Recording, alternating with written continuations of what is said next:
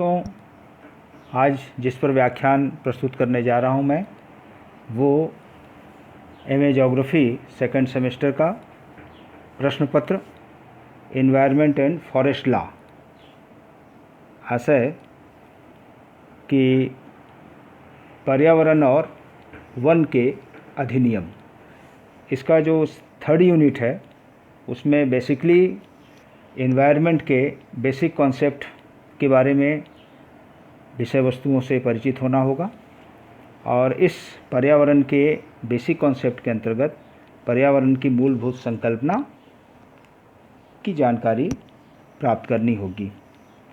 मैं आपको पहले ही बता दूं प्रारंभ में ही कि पर्यावरण की मूलभूत संकल्पना के अंतर्गत मैं आपको आज पर्यावरण का अर्थ, उसकी परिभाषा और इस पर्यावरण की जो इंटरडिसिप्लिनरी इसका जो नेचर है, इस विषय की अंतर विषयक जो प्रकृति है, उस पर आपको विस्तृत रूप से यहाँ पर प्रस्तुत करूँगा इसके व्याख्यान।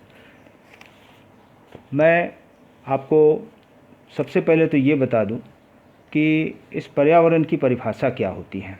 बहुत चर्चित विषय वस्तु है। इस विषय वस्तु के बारे में आज दुनिया के हर देश में इसकी चर्चा है, इसकी परिचर्चा है और इस विषय वस्तु को लेकर के बहुत गंभीर चिंतन पूरी दुनिया में हो रहे हैं। तो हमको ये जानना बहुत आवश्यक है, बहुत ज़रूरी है कि वास्तव में पर्यावरण हम सभी विषयों के दृष्टिकोण से, न सिर्फ ज्योग्राफी बल्कि इसके सभी विषयों के दृष्टिकोण से, सभी विज्ञानों के दृष्टिकोण से इसका क्या मतलब है, क्या आशय है, एक जन सामान्य भी इसके बारे में इसका अर्थ समझ पाए। सिर्फ ज्योग्राफी या विज्ञान, बायो साइंस के विषय के ही लोग न जाने, बल्कि सभी विषयों के लिए ये उतने ही महत्वपूर्ण है विषय। पर्यावरण जो शब्द है वो परि और आवरण दो शब्दों से मिलकर बना है। परि का मतलब निकटवर्ती और आवरण का मतलब होता है आच्छादित या घिरा होना। हम सभी जानते हैं कि वायुमंडल के चारों ओर फैला हुआ जो वातावरण होता है उसे ही हम पर्यावरण कहते हैं। इसमें इस वायुमंडल के आवरण में सभी प्रकार के जो घटक हैं वो एक निश्चित अनुपात में और उनका बहुत खास संतुलन होता है। इस प्रकार हम कह सकते हैं कि पर्यावरण वह सब कुछ है जो प्राणी को चारों ओर से घेरे हुए है और उसे प्रत्यक्ष रूप से प्रभावित कर रहा है। पर्यावरण उन समस्त बाह्य दशाओं का और प्रभावों का योग है जो प्राणी, भूमि की बनावट, वन, खनिज पदार्थ और बहुत सारी सामाजिक मान्यताएं, इन सब से बना हुआ है। इसके अतिरिक्त हमारे अनेक सांस्कृतिक प्रतिमान जैसे धर्म, नैतिकता, भाषा, आदर्श प्रथाएं, परंपराएं, जनरीतियाँ, लोकाचार, हमारे वैज्ञानिक आविष्कार, ये सभी हमारे जीवन को, व्यक्ति के जीवन को प्रभावित करते हैं। इसीलिए हम कहते हैं कि इन सभी प्राकृतिक, सामाजिक और सांस्कृतिक दशाओं की जो संपूर्ण योग है यही पर्यावरण है। पर्यावरण सिर्फ भौतिक परिस्थितियाँ नहीं हैं, पर्यावरण भौतिक और मानवीय सांस्कृतिक परिस्थितियों का संपूर्ण योग कहलाता है। अब विभिन्न दृष्टिकोणों से यदि हम इसकी विषय वस्तु की चर्चा करें तो सबसे पहले तो मैं आपको ये बता दूं कि इसकी एक संपूर्ण परिभाषा क्या हो सकती है। तो इसके विषय वस्तु को यदि हम विस्तृत रूप से यदि हम बात करें तो हम कह सकते हैं कि निष्कर्ष रूप में कि पर्यावरण वह भौतिक परिवेश है जो जीव जगत को आवृत करता है तथा उसके विकास को प्रभावित करता है तथा स्वयं उनसे प्रभावित होता है। पर्यावरण पृथ्वी तल पर जीवों के विकास, संवर्धन एवं सुरक्षा हेतु ऐसी दशाएं उत्पन्न करता है जिनके बिना जीवन संभव नहीं होता है। ये वास्तव में बहुत महत्वपूर्ण है और बहुत बहुआयामी स्वरूप को अपने अंदर समेटे हुए है। पर्यावरण या वातावरण जब हम शब्द कहते हैं तो उसके कोई बहुत स्थानिक उसके महत्व नहीं होते हैं, बहुत व्यापक उसका अर्थ होता है और ये स्थानीय से लेकर के ग्लोबल इसका पर्सपेक्टिव होता है। विभिन्न दृष्टिकोणों से यदि हम उसकी विषय वस्तु की बात करें तो हम ये पाएंगे कि पर्यावरण की जो विषय वस्तु है वो बहुआयामी है, बहुत सारे इसके विषय उसके अंदर समाहित हैं, इसीलिए इसे मल्टीडिसिप्लिनरी प्रकृति का कहा जाता है। जैविक दृष्टिकोण से जब हम बात करते हैं पर्यावरण के संबंध में तो हम कह सकते हैं कि इसके दो भाग हो सकते हैं, दो भाग होते हैं, पहला जैविक और दूसरा अजैविक। जब जैविक विषय हम कहते हैं पर्यावरण का तत्व है, पर्यावरण में समाहित है, तो उसमें हम सभी जानते हैं कि जो हमारी पारिस्थितिकी है वो 3 प्रकार के स्वरूपों में बटा हुआ है जीवों का। एक तो उत्पादक हम कहते हैं जिसको स्वपोषी, दूसरा उपभोक्ता होता है, तीसरा अपघटक होता है। तो उत्पादक वास्तव में जो हमारे हरित पौधे हैं जो हमें पृथ्वी पर दिखाई देते हैं, ये सभी पौधे उत्पादक होते हैं, ये स्वपोषी होते हैं, किसी दूसरे से पोषित नहीं होते हैं। इसी तरह से दूसरा जो भाग होता है जैविक पर्यावरण का वो उपभोक्ता कहलाता है या परपोषी होता है। उदाहरण के लिए जो मनुष्य हैं या जीव जंतु हैं, ये अपना भोजन या अपना जो जीवन है वो दूसरों पर इनके डिपेंड होते हैं। और तीसरे जो है अपघटक होते हैं। अपघटक वे हैं जिनको हम सूक्ष्म जीव के रूप में जानते हैं, जो इस पृथ्वी तल पर ऐसे वस्तुओं को समय के साथ साथ जब वो मृत हो जाते हैं, चाहे वो पौधे हों या मनुष्य हों या जंतु हों, तो उसमें यही सूक्ष्म जीव उनको अपघटित करके फिर से उस चक्र में ले आते हैं और फिर से एक नया स्वरूप बन जाता है। तो इस तरह से जैविक पर्यावरण जो है वो 3 उसके रूप हैं। अजैविक पर्यावरण भी जो है, जब हम कहते हैं कि अजैविक पर्यावरण के तत्व कौन से हैं, तो इसमें हम सामान्य रूप से वातावरण के जो कारक हैं, जो मौसमी कारक हैं, वातावरण के कारक हैं, वो इसमें शामिल होते हैं, जिसमें ताप है, प्रकाश है, नमी है, आर्द्रता है, वायु है। इसके साथ साथ जो भौतिक तत्व हैं, ये तो मौसमी तत्व हो गए, वातावरणीय तत्व हो गए। भौतिक सतही जो कारक हैं उसमें वो धरातल की ऊंचाइयां हैं, ढाल हैं, बाह्य रूप है धरातल का। फिर पोषण संबंधी बहुत सारे कारक होते हैं, उसी में समाहित है वो भी, जिसको हम कहते हैं कि वातावरण अजैविक तत्वों में उसमें पोषक तत्व, नमी और अम्लीयता या क्षारीयता, ये सभी मिलकर के अजैविक तत्व कहलाते हैं। इसके साथ साथ यदि हम चूँकि ज्योग्राफी डिसिप्लिन से जुड़े हुए हम लोग हैं और ज्योग्राफी भौगोलिक रूप से, प्राकृतिक दृष्टि से हम पर्यावरण की जब बात करते हैं, पर्यावरण के विषय वस्तु का जब हम विश्लेषण करते हैं, तो हम इसको 3 भागों में बांट सकते हैं। इस पर्यावरणीय परिवेश को 3 भागों में बांट सकते हैं, स्थल मंडल, जल मंडल और वायुमंडल।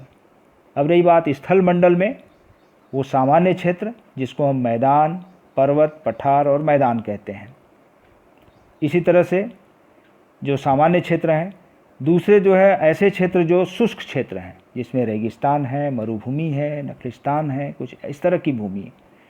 और कुछ ऐसे क्षेत्र होते हैं जो सदाबहार क्षेत्र होते हैं, जैसे घास के मैदान, वनस्पतियों के सघन जंगल के क्षेत्र, ये सभी स्थल मंडल के रूप होते हैं।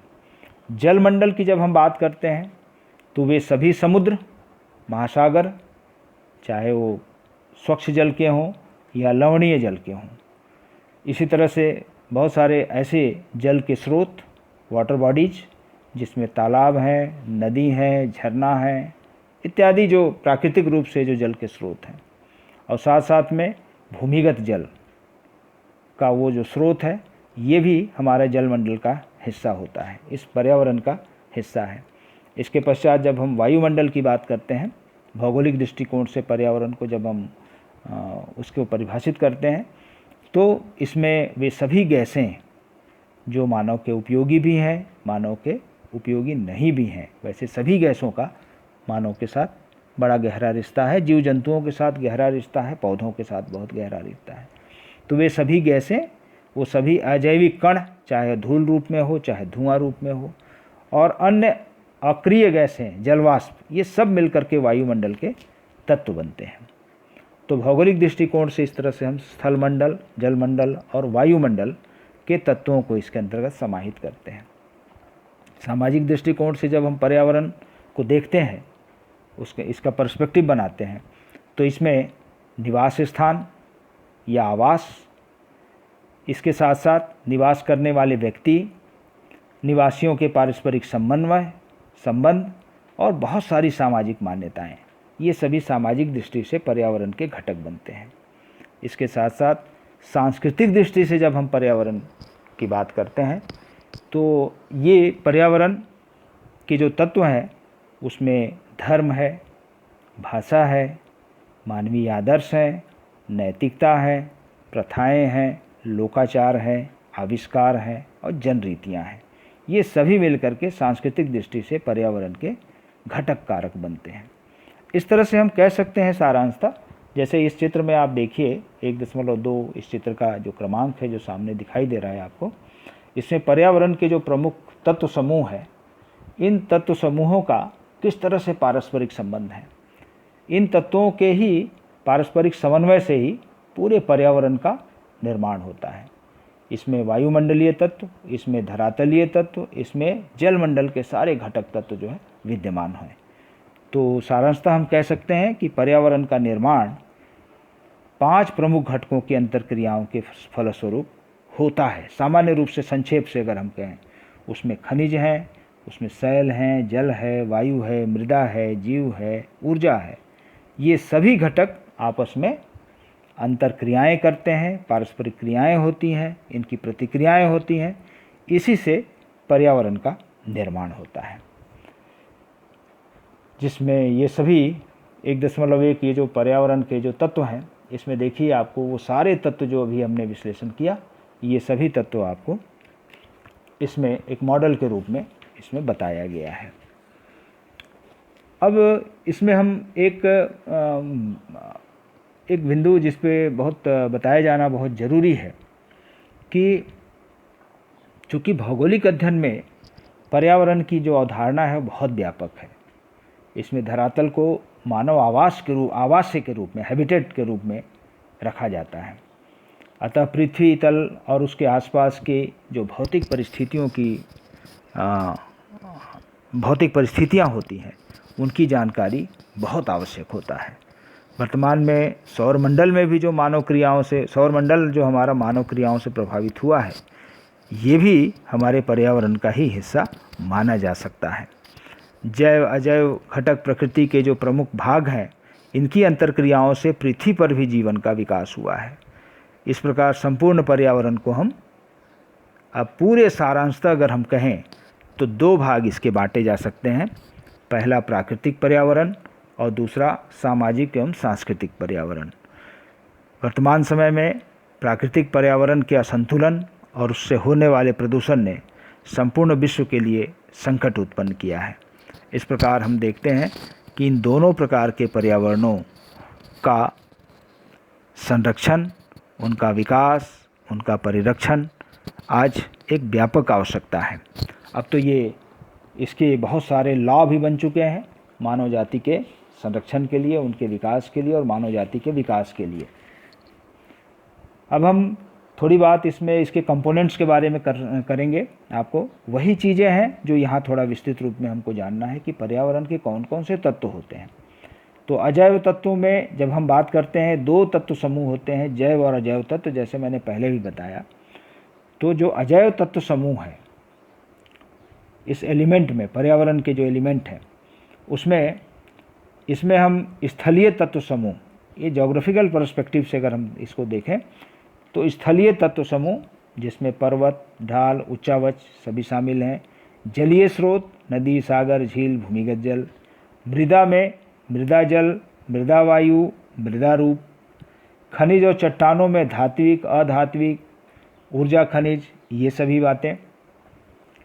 भौगोलिक स्थिति की दृष्टिकोण से देखें तो हम कहते हैं कि महाद्वीपीय, अंतर्महाद्वीपीय, पर्वतीय, तटीय, मध्य इन सब जब बात हम करते हैं तो इसको कहते हैं स्थिति कारक, पर्यावरण का इस लोकेशनल फैक्टर। जब जलवायु तत्व जब हम कहते हैं तो हम वायु, सूर्य प्रकाश, आर्द्रता, वर्षा, तापमान, वायुमंडलीय गैसों को शामिल करते हैं।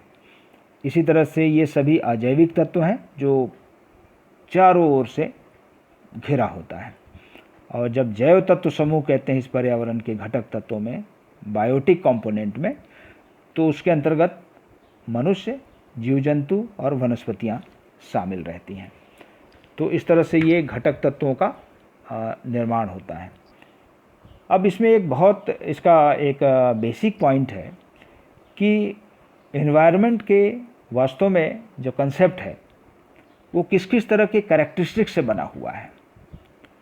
इसका जो कंपोनेंट्स है, इस कंपोनेंट्स को हम किस तरह से उसके कॉन्सेप्चुअल पार्ट से देख सकते हैं कि फंक्शन कैसे करता है पर्यावरण, पर्यावरण की विशिष्ट विशेषताएं क्या होती हैं, किन कारणों से वो एक विशिष्ट गतिशीलता प्राप्त करता है। क्योंकि पर्यावरण कोई स्थैतिक संकल्पना नहीं है, पर्यावरण एक गतिशील संकल्पना है जो समय के साथ साथ में उसमें बहुत सारे बदलाव आते हैं। काल, समय, स्थान और काल के दृष्टिकोण से सभी स्थानों में पर्यावरणीय विशेषताएं अलग अलग होती हैं। इस दृष्टिकोण से अगर हम इसको संक्षिप्त में कुछ बात इसकी करें, बहुत डिटेल न बता करके, मैं आपको आज इसके जो कंसेप्चुअल पार्ट हैं, इसकी जो फंक्शनिंग जो है वो उसको मैं 9 बिंदुओं में बताना चाहूँगा कि पर्यावरण यद्यपि जैव अजैव तत्वों की अपनी विशेषता होती है जिसके अनुसार ये पर्यावरण का निर्माण करते हैं। क्रमबद्ध रूप से हम इसको इस प्रकार उसको बता सकते हैं कि पर्यावरण वास्तव में विशिष्ट कार्यशैली होती है पर्यावरण की। पहला बिंदु है विशिष्ट कार्यशैली। तो पर्यावरण की विशिष्ट कार्यशैली को हम इस तरह से कह सकते हैं कि यह प्राकृतिक नियमों से संचालित होता है। पौधे सौर ऊर्जा से, उदाहरण के लिए मैं बता दूं कि पौधे जैसे सौर ऊर्जा से सहायता से भोजन बनाते हैं और दूसरे जीवों को भोजन प्राप्त होता है, इससे दूसरे जीवों को भोजन प्राप्त होता है और आहार श्रृंखला चलती है। अब आप इसमें उपभोक्ता, प्रोड्यूसर, कंज्यूमर और अपघटक का जो कंसेप्ट है, यही गतिशीलता है। ये एक विशिष्ट कार्यशैली है। इस प्रकार हम देखते हैं कि दूसरे जीवों को जब पौधे अपने पत्तों की सहायता से, प्रकाश संश्लेषण की सहायता से अपना विकास करते हैं, तो यही पत्ते बाद में दूसरे जीवों के लिए भोजन होता है और इस प्रकार आहार श्रृंखला निरंतर चलती रहती है। इसी तरह से बहुत भौतिक क्रियाएं भी स्वचालित ढंग से चलती है विशिष्ट कार्यशैली के हिसाब से। सूर्य की गर्मी से जल होना, जल का वाष्प में बदलना, वाष्प ठंडी होकर वर्षा होना, बीज से पेड़ बनना और पेड़ पुनः नष्ट होकर के भूतत्वों में मिल जाना, तो ये एक विशिष्ट कार्यशैली है। और ये सभी कार्यशैली बड़े स्वचालित ढंग से चलते हैं। पर्यावरण में बड़ी संतुलित अवस्था में ये बड़े स्वचालित और स्वावलंबी ढंग से ये संचालित होता है। और वातावरण जब बदलता है, जब यही कारण है कि जब वातावरण, पर्यावरण बदलता है तो इसका जीवों पर बड़ा प्रत्यक्ष प्रभाव पड़ने लगता है। दूसरी बिंदु हमारी है स्वचालित कार्यप्रणाली होती है पर्यावरण की। तीसरा जो बिंदु है वो उसमें पारिस्थितिकी तंत्र की रचना, इसको हम कहेंगे। पर्यावरण पारिस्थितिकी तंत्र की रचना करता है। यही कारण है कि पर्यावरण के तत्वों के असमान आनुपातिक वितरण के कारण पृथ्वी तल पर विविध प्रकार के पारिस्थितिकी तंत्र पाए जाते हैं। जैसे वनों के पारिस्थितिकी तंत्रों की अलग विशेषताएं होती हैं, मरुस्थलीय पारिस्थितिकी तंत्रों की अलग विशेषताएं होती हैं, समुद्र का जो तट होता है उसकी पारिस्थितिकी तंत्र बिल्कुल अलग होती है, कोई जलीय वाटर बॉडीज हैं वहाँ का पारिस्थितिकी तंत्र, वहाँ पर जीवों का और पौधों का जो विकास होता है वो एक विशिष्ट ढंग का होता है। तो इस प्रकार हम कह सकते हैं कि पारिस्थितिकी तंत्र की रचना विविध क्षेत्रों में स्थान की विशेषताओं के अनुरूप होता है। तो ये तीसरा बिंदु है। चौथा बिंदु है पर्यावरण एक खुला तंत्र है, ये कोई बंधा हुआ सिस्टम नहीं है। पर्यावरण सदैव बदलता रहता है। पृथ्वी के चारों ओर जैव मंडल के अवयवों का, तत्वों का परस्पर विभिन्न पदार्थों का विनिमय होता रहता है, एक्सचेंज होता रहता है। ये सभी बंद तंत्र का रूप नहीं है। पदार्थों का आदान प्रदान, ऊर्जा का विनिमय निरंतर होता रहता है। ये पर्यावरण का, इसीलिए कहते हैं कि पर्यावरण एक खुला तंत्र है। पांचवी बिंदु है पर्यावरण स्वरूप में परिवर्तन। हम सभी जानते हैं कि पर्यावरण में जलवायु एक प्रमुख घटक होता है और जलवायु के परिवर्तन होने से पर्यावरण में भी परिवर्तन स्वाभाविक है। तो पर्यावरण सदैव परिवर्तनशील होता है। ये स्थान और काल के दृष्टिकोण से, इसमें काल के दृष्टिकोण से बल्कि ये कहें कि जब भी कोई मौसमी क्रियाएं बदलती हैं, जब भी मौसम के लंबे समय तक जब बदलाव होने से जब जलवायु में बदलाव होता है तो इससे भी पर्यावरण में परिवर्तन आता है। हम सभी जानते हैं कि पृथ्वी पर जलवायु परिवर्तन होते रहे हैं। जो भाग कभी गर्म थे वो कभी ठंडे भागों में थे, ठंडे भाग हुए हैं, और जो कभी ठंडे प्रदेश थे वो गर्म भागों में निरंतर समय के साथ साथ बदलता रहा है। छठवां जो बिंदु है उसको हम कहते हैं एक रूपता। इसका आशय ये है कि पर्यावरण के जैव अजैव तत्व प्राकृतिक नियमों द्वारा एक रूप होते हैं। यद्यपि ये अलग अलग हैं, जैसे स्थान विशेष के जीवों में सामंजस्य मिलता है, किसी स्थान की जलवायु का सर्वाधिक प्रभाव पर्यावरण के तत्वों पर पड़ता है। तो ये एक रूपता, इसका उदाहरण मैं आपको ये बता रहा हूँ कि अभी मैंने दिखाया आपको भारत की प्राकृतिक वनस्पति का। ये देखिए एक रूपता का यहाँ पे कितना बड़ा इसका एक प्रमाण है, एक उदाहरण है। जो भारत में सर्वाधिक जो वर्षा वाले क्षेत्र हैं या समुद्र तल से ऊंचाई वाले क्षेत्र हैं, वहाँ पर जहाँ पर अधिक वर्षा होती है वहाँ पर सदा हरे भरे वाले वन मिलते हैं। उच्च पर्वतीय वनस्पतियाँ, उष्ण आर्द्र कटिबंधीय वनस्पतियाँ, जो उष्ण कटिबंध में जहाँ पर ज़्यादा वर्षा होती है उन क्षेत्रों में बड़े ऊंचे पौधे मिलते हैं। उनकी ऊंचाइयाँ बहुत ज़्यादा होती है और साल भर इनके पत्ते हरे भरे रहते हैं। इसी तरह से जिन भागों में वर्षा कम होती है, जैसे राजस्थान का क्षेत्र है, वहाँ उष्ण और शुष्क किस्म की जो है वनस्पतियाँ मिलती हैं, उसकी प्रजाति उसी तरह की मिलती हैं। उपोष्ण वनस्पतियाँ और जो शीत क्षेत्र होते हैं, जो ठंडे प्रदेश हैं, पर्वतीय क्षेत्र हैं, वहाँ की वनस्पतियाँ भी विशिष्ट होती हैं। तो ये पूरा तटीय क्षेत्रों की एक अलग विशिष्ट सुंदरी प्रजाति के वृक्षों का डेल्टाई क्षेत्रों में मिलना, तो ये भूमि के विशेषताओं का, जलवायु की विशेषताओं का, वर्षा की मात्रा के आधार पर ये पूरा एक रूपता जो है जैव और अजैव तत्वों में प्राकृतिक नियमों से बंधा हुआ दिखता है। इसी तरह से जब हम देखते हैं कि जीव जगत पर भी इसका बहुत व्यापक प्रभाव पड़ता है। जीव जगत वास्तव में प्राणी जगत है और इसका प्रभाव पर्यावरण का प्रत्यक्ष तौर पर पड़ता है।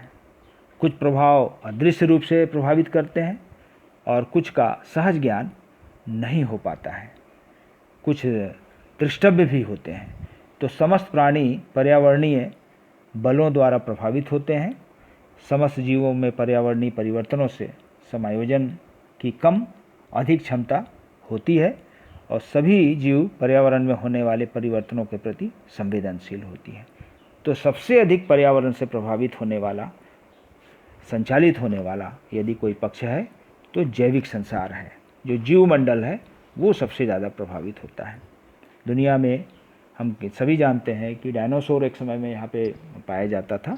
किसी कारणवश से जब धरातलीय क्षेत्रों में परिवर्तन आता है, जलवायु की विशेषताओं में परिवर्तन आता है, तो सबसे पहले जीव जंतुओं पर ही उसका प्रभाव पाया जाता है। तो डायनासोर का आज नहीं मिलना यही प्रकट करता है कि दुनिया का जो वातावरण है, दुनिया का जो जलवायु है, उसमें बदलाव हुए और उसका व्यापक प्रभाव बहुत बड़े जीवों पर भी पड़ा, छोटे जीवों के साथ साथ।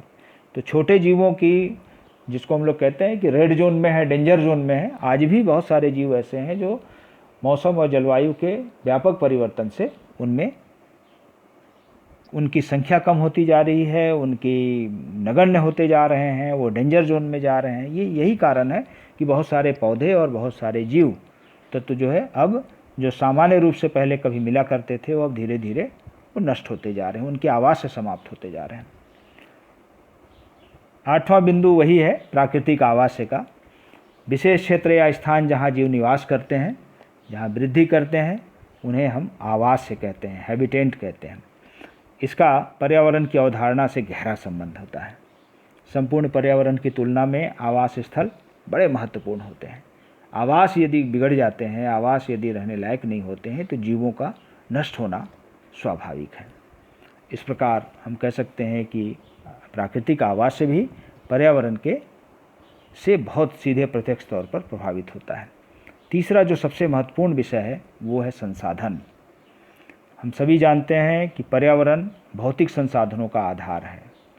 पर्यावरण जो भौतिक संसाधन पृथ्वी तल पर पाए जाते हैं, चाहे वो वनस्पतियाँ हो, चाहे खनिज हो, जल हो, मिट्टी हो, ये सभी प्राकृतिक वनस्पतियाँ ही संसाधन के प्रमुख आधार हैं।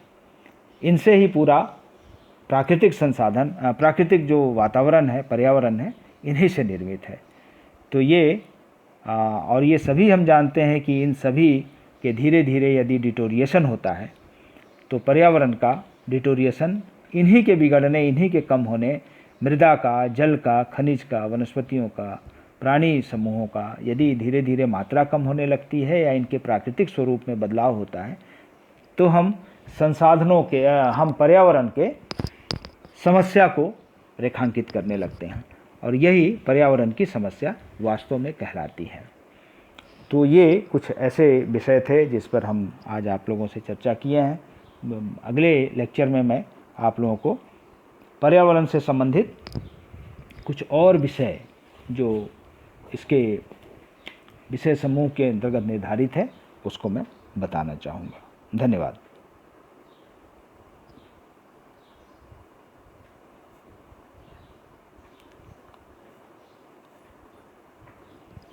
क्या ये आवाज कैसे नहीं आ रही है? किसमें? देखिए तो यहाँ से मेरा ही तो आवाज म्यूट नहीं किया हुआ है कहीं से।